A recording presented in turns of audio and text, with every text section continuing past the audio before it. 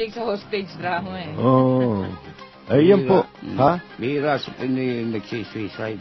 Oo. Mm. Walang suicidal At bihira tendency. rito yung... Hindi, Killer instinct, meron. Marami niyan, alam mo kung saan?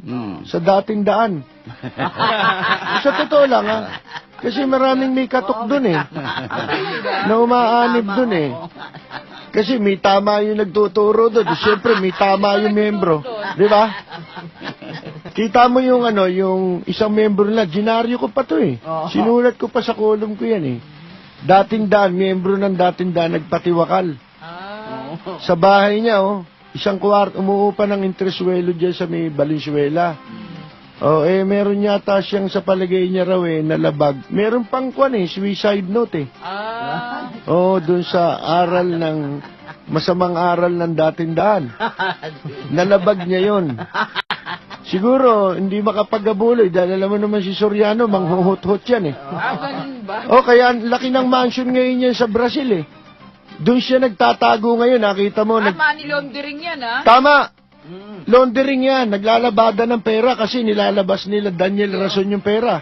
Di ba, ng mga tuta niya, yung mga alagad niya. Kasi hindi makabalik dito yan. Kamakailan lang, ilang araw nakakaraan, pinalabas na ng Court of Appeals yung kanilang decision patungkol doon sa kanilang petition. Nabalik ta rin yung, ilift, yung warrant of arrest na ini-issue ng mababang hukuman sa kasong rape na kinakaharap ni Eli Sorianing. Mga Sorianing.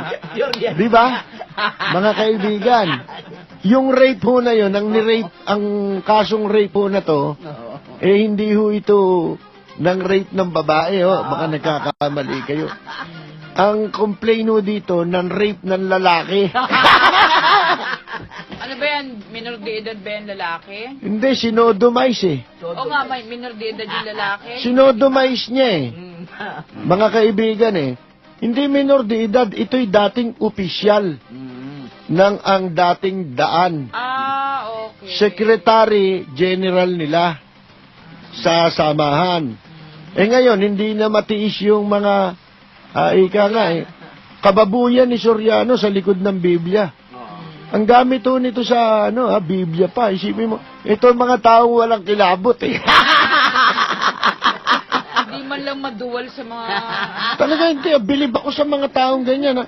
Lintik kong magsalita yan, di ba? Nagmumura pa nga eh. Di ba? Kung pagmumurahin yung mga iba, akala mo siya ang pinakamabuting, mangangaral. Di ba? Pala mga ngarat. Tama. Magaling si Rose, natututo na, no? Natututo na si Rose, eh. Hindi pala mangangaral to, Rose? Mga ngarat. Mga kaibigan. Ngayon, nagtatago sa Brazil. Kaya pinabura ng Korte Suprema yung mamalagi yung warrant of arrest labang kay ang dating daan. Kung tawagin nila Brother Eli. Na kung tawagin naman natin Sorianing.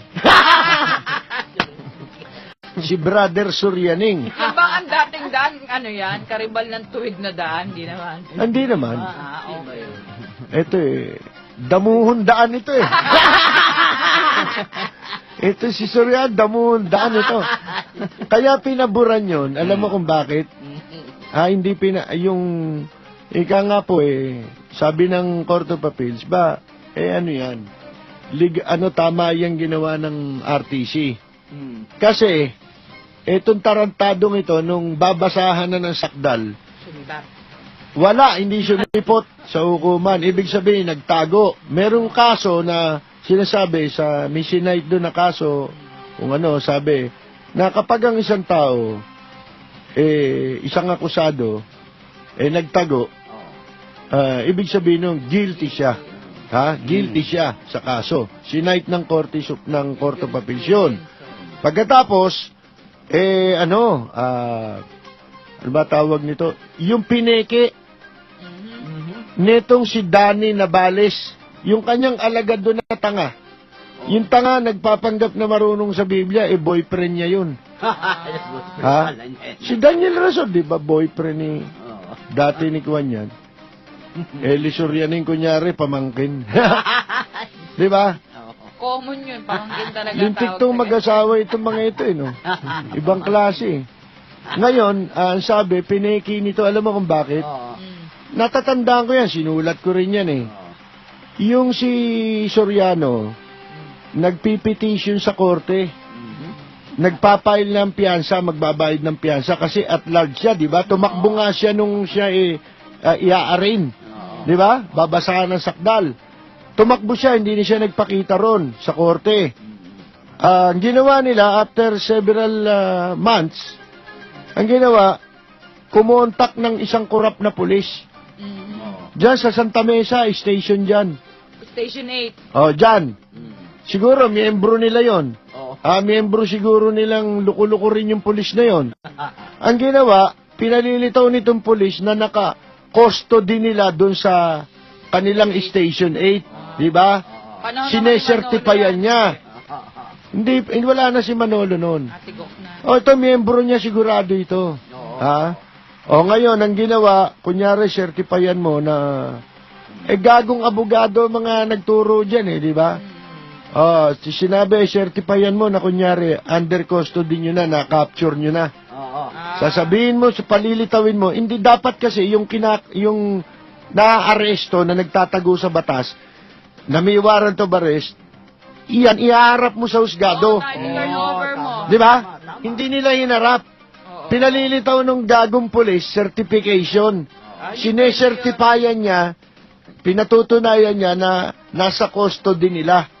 Nameki sila ng mga dokumento. Ang may kagagawan, yung gagong Danny Navales, may kaso rin yun, illegal possession of firearm, kundi ako nagkakamali. Yung mga tarantadong yan, mga kaibigan, ngayon, sabi ng husgado, tarantad, niloloko niyo ako di ba? Asan yung akusado? Dapat iharap mo. Kung magpipiyansa yan, iharap mo yan. Warm body. Di ba? Ganon yun mga kaibigan, yun ang procedure. Hindi. Anong ginawa na? Akala nila, maloloko nila yung judge. Di ba? Nung una yata pinayagan ng judge Kaya lang, natakot Di ba? Natakot dahil very controversial yung kaso ni Soriano na yun Mga tabloid, di ba? Di ba? Banner yan. Ngayon mga kaibigan, yun nga ang kinakatiga ng Korte Suprema. Maliwanag na talagang nag-fugitive ito. Guilty. Guilty ito, kaya ito tumakbo. Makikita mo naman sa internet, ang laki ng mansion more than $2 million worth. Yung bahay na kanyang tinitirahan, at saka doon siya tumitira din yata. Tirahan yun Tirahan. Doon sa kanyang tirahan sa Brazil.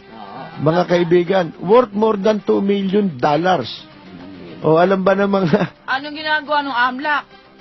Yun na nga. At saka alam mo, yung mga fugitive, bakit ito hindi mailagay sa red code? Code red ba yun? Kamukha doon sa ibang Interpol. fugitivo na... Interpol. Kasi may proseso yan Kaya siya doon nagtago kasi wala pala tayong extradition treaty doon sa Brazil, di ba? Marunong din Nagtago doon sa isang bansa na walang extradition treaty ang Pilipinas. Pero pwede kang ilagay sa... Red list yata yun? Red list. Sa Interpol. Na pwedeng ang makikipag-ugnayan para maaresto ka, yung international police. Di ba? Pag nakita ka, automatic na, arrestin ka. Pero walang mag-aksaya ng panahon dyan Di ba? Mga kaibigan, katulad nung ibang mga sensational case din na ginagawang pagtatago nung mga yung mga celebrated case involved sa mga celebrated case, di ba?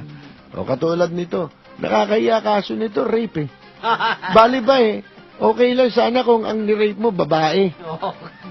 Natural yun Di ba natural sa rapist? Ang rapin mo babae. Di ba ito iba Ang ni-rape nito lalaki. So ano bakit pinaniniwalaan pa yung mga sinasabi niya, ano? Tsaka sinodomize. Sana kung ibang klaseng rape lang, di ba? Hindi ito, sinodomize eh. Milay pa lang Arabo ito eh. Si Soriano, napag-usapan lang. Napunta ako dyan, di ko malaman kung bakit eh. Saan ba ako galing? Sa mga nagsisiside. Ano, no? Sa mga nagsusuicide. Yung mga kaso ng mga... yung mga yung gumagawa ng pumapatay. Ano? Bakit yan ang tindi ng kaso, di pa mag-suicide, no? Sino? Sino? Si Soriano. Hindi uso. Hindi, tsaka dapat imbestigahan yung tama yung sinabi mo kanina, yung AMLA. AMLAC. AMLAC ba yun? Anti-Money Laundering Council.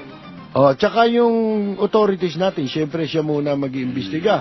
Andyan mo, Paano hindi dinadala yung pera doon sa Brazil? Di ba? Paano naipapadala? Through bank to bank ba yan? paper trail. Hindi ba? Bakit ito hindi pagkaksayahan ng panahon ng mga authorities natin para imbestigahan yan?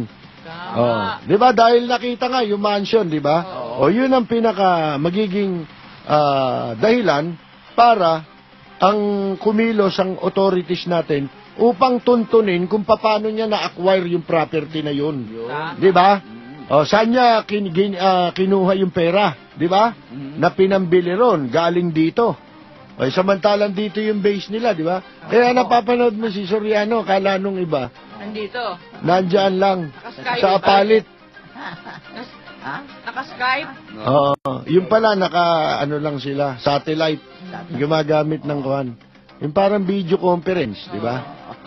Na moderno na ngayon, alam niyo naman ngayon. Hindi mukha, no? Oo, nakakaharap eh. Oo. Di ba? Saka yung Biblia, no? Tsaka hindi lang sa tao maharap, sa publiko talaga. Oo. Televised. At yun Live ang sabi via ko, satellite. Mga kaibigan, lintik ang mga walang hiya talaga ngayon eh. Doon naman nag-aasik ng lagim sa Brazil. Hindi, maganda kasi ron eh. Nakita niya siguro dapat doon. makatisod ang Brazilian mafia. Hindi, marami kasi ron mga hubot-hubad Ay, oo. na meron nagbi-beach. Kasi nabalitaan ko yan, pag yan pala, ang patakaran nila ron sa kanilang grupo, doon. pag nagbibilang ng abuloy, yung mga lalaki ang nagbibilang. Pero yung mga yon hubot-hubad lahat. Oh my God. Kailangan wala kang damit. Hindi makakupit. Tama. Pero dahilan niya lang yun na hindi makakupit. Di ba? Oo, tama. Gusto niya makita, ganon. Yung parang harem, di ba? Oo. Na hubot-hubad sila, ganon, di ba? Wala nang takip. Ang pinakasuot na lang, kondom, pag lalaki. May helmet. May suot pa rin. O Beno, baka sa iba tayo mapunta nito eh. Okay na pala raw itong